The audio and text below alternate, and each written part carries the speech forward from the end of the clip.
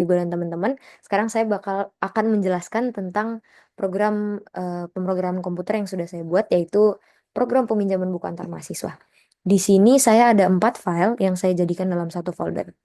Yang pertama ada database, lalu ada models, lalu ada controllers, dan views.py. Pertama saya akan menjelaskan tentang database ini. Jadi database ini saya gunakan, pertama saya import SQLite.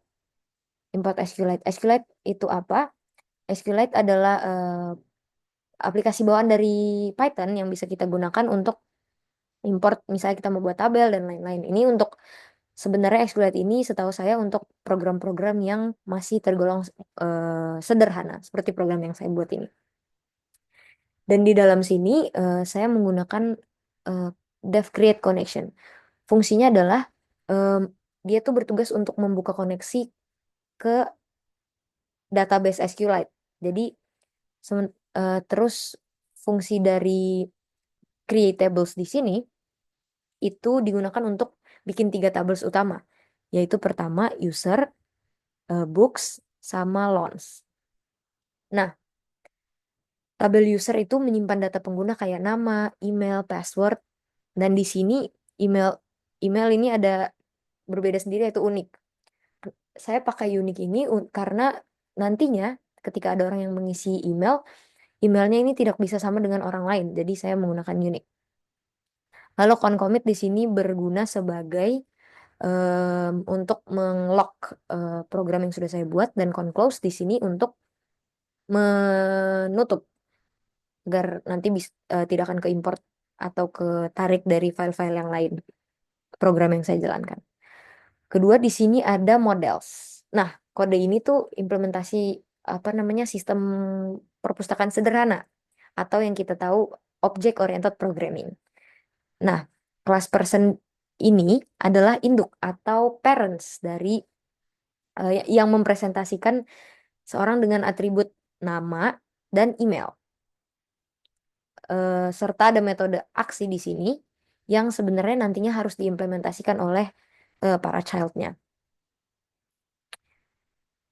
Para child-nya itu peminjam sama pemilik buku. Dan ini kita bisa lihat di sini untuk peminjam aksinya adalah pinjam buku, sementara untuk pemilik aksinya adalah pinjamkan buku. Nah, ini adalah contoh dari polymorphism, memiliki eh, objek yang sama tapi tujuannya tuh berbeda. Sedangkan di sini ada kelas library. Kelas library ini menyimpan daftar buku dalam bentuk list. Jadi dia punya metode buat tambahkan buku atau membuat buku dari database-nya SQLite. Dia juga bisa menampilkan semua buku yang tersedia. Dan di kelas ini juga saya menerapkan metode iter. Metode iter jadi nantinya bisa di loop langsung kayak di list. Dan kode ini tuh ini adalah integrasi antara pemrograman komputer yang pakai database untuk bikin data jadi terstruktur gitu. Jadi ada loopnya. Selanjutnya itu adalah controllers. Nah, controllers ini bagian dari sistem manajemen perpustakaan digitalnya, yaitu SQLite. Jadi saya import SQLite di sini sebagai database untuk menyimpan data pengguna, buku, dan peminjam. Jadi ini diawali dengan pembuatan koneksi ke database, lalu bisa di create connection. Saya buat create connection karena kode ini tuh ada beberapa fungsi seperti add user, add book, untuk menambahkan buku sekaligus masukin ke dalam library, serta loan book dan return book untuk mencatat peminjaman dan pengembalian buku. Nah, di sini juga ada display available dan sebagainya.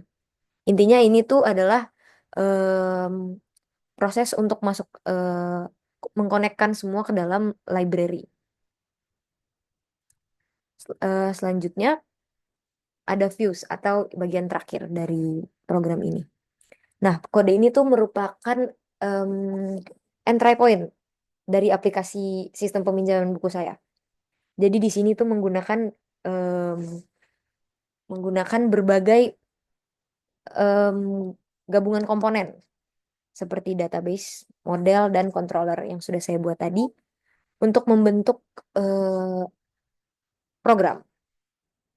Lalu di sini ada dev main menu. Fungsinya adalah em, fungsi dari dev atau definisi main menu itu diawali dengan create tables. Jadi ini membuat table jika belum ada. Ini saya sudah menjelaskan juga sih di bagian hashtag-hashtagnya. Lalu saya juga bikin looping. Ini adalah kira-kira tampilan yang akan kita lihat ketika kita ingin run program kita. Jadi di sini ada 5 opsi. Saya bikin juga loopingnya if 1, elif pilihan 2, elif pilihan 3, dan seterusnya sampai selesai. Nah, if name sama dengan main ini gunanya apa? Dia bakal konekin kita ke atas sini. Jadi programnya saya itu tidak akan berhenti sampai user atau saya atau siapapun akan memilih untuk stop atau misalnya pilihan 5.